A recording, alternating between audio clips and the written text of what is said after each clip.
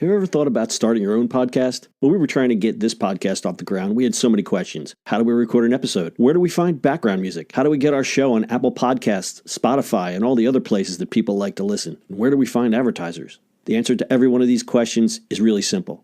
Anchor. Anchor is a one-stop shop for recording, hosting, distributing, and monetizing your podcast. And best of all, it's 100% free and 100% ridiculously easy to use. Anchor makes it simple to get up and running. You can upload and schedule your podcasts ahead of time. It publishes to all the major podcast platforms. You can easily check your stats. I could go on, but instead, why don't you go and get started? Go to anchor.fm/start to join the e-commerce minute and a diverse community of podcasters already using Anchor. That's anchor.fm/start. We can't wait to hear your podcast. It's the E-commerce Minute, your daily dose of e-commerce, tech, and retail news with your hosts, Bart Mraz and John Suter. The E-commerce Minute is a production of Sumo Heavy, a digital commerce consulting firm in Brooklyn, New York, and Philadelphia. Find us on the web at sumoheavy.com. It's E-commerce Minute, episode 314. In today's episode, use Bitcoin to buy a new Rolls-Royce in Houston. A Houston area car dealership is reportedly the first Rolls-Royce dealer to accept Bitcoin and Bitcoin Cash for the purchase of their luxury cars. Tillman Fertitta, the owner of Post Oak Motors, said, "The rising of Bitcoin sparked my interest. Being a premier luxury car dealer, I always want to offer my customers the very best buying experience, and this partnership will allow anyone around the world to purchase our vehicles faster and easier. Post Oak Motors will allow buyers to purchase the luxury vehicles from anywhere in the world using the Bitcoin processor BitPay."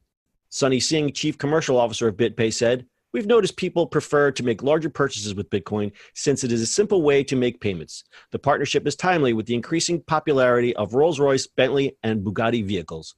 Post Oak Motors has a great reputation for selling the finest cars, and we are thrilled to be partnering with Tillman." This isn't the first car dealership to accept Bitcoin, but it is the first Rolls-Royce dealership. The trend of buying exotic cars with Bitcoin first began at a dealership outside of Atlanta. Motor Cars of Georgia sells exotic rides to stars like Shaquille O'Neal, plus some rappers I've never heard of. However, the most notable purchase was by a man named Peter Saddington. If that name doesn't ring a bell, don't worry. He's not an athlete or a rapper, but rather a Bitcoin millionaire. Saddington sparked the trend of purchasing luxury cars using Bitcoin when he spent 45 Bitcoin to buy a $200,000 2015 Lamborghini Huracan. Saddington explained that due to his early interest in the cryptocurrency, the Lamborghini only cost him $115. As of this broadcast, the price of Bitcoin is around $6,800. Actually, let's check that. BTC price. Okay, so it's $64.20. The currency has fluctuated over the past few weeks and hit a low of $6,100 in early September, partly on news that Goldman Sachs has delayed plans to create a cryptocurrency trading desk. So let's do the math. For a $350,000 Rolls-Royce. Carry the one. What did I say? 64.20. Yep. Times. No, wait. You go 3, 5. Carry the one. In this episode, we're mathing.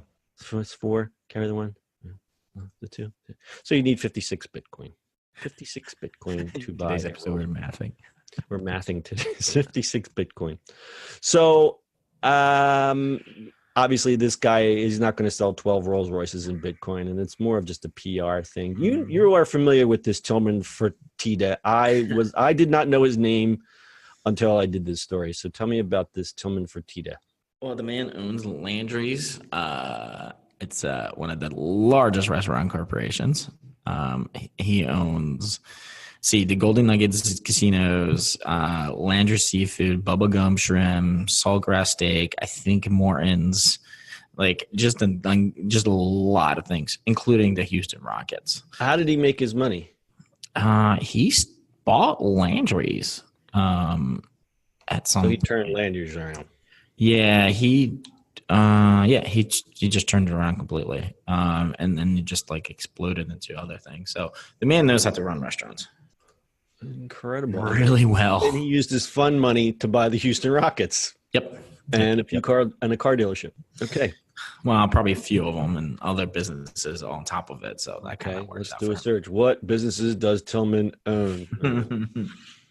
He's also 499 on the Forbes list. So he's worth $4.5 billion as of 2018. I did notice in 2013 he was worth 2.3 billion, so he's already doubled his money. So this guy must know what he's doing. And he also has a TV show. He does have a TV show on CNBC. It's like a deal show. Basically, he lets two entrepreneurs from small businesses pitch him on things. So like from bedding to soaps to whatever else, right? For his, hotels and restaurants and things like that. So you basically you kind of go through it. So like a small business can pitch him. Oh, that's interesting. So the show is called $1 Billion Buyer. It's on CNBC. This is not a commercial for Tillman Fertitta. We just think he's an interesting dude. Yep.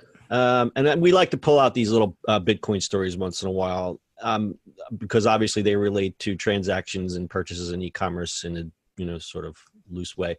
Yeah.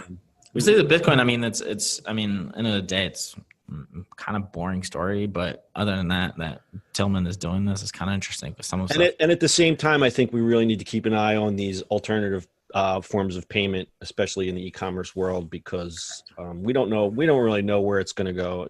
Obviously, using Bitcoin to pay for things is not like as easy as just using your PayPal account, but it could get there someday. Once the price stabilizes, we don't know even if that's ever going to happen. I mean, you could be listening to this a year from now, and Bitcoin could be worth $1,000 or it could be worth $100,000. We just don't know. Or $5.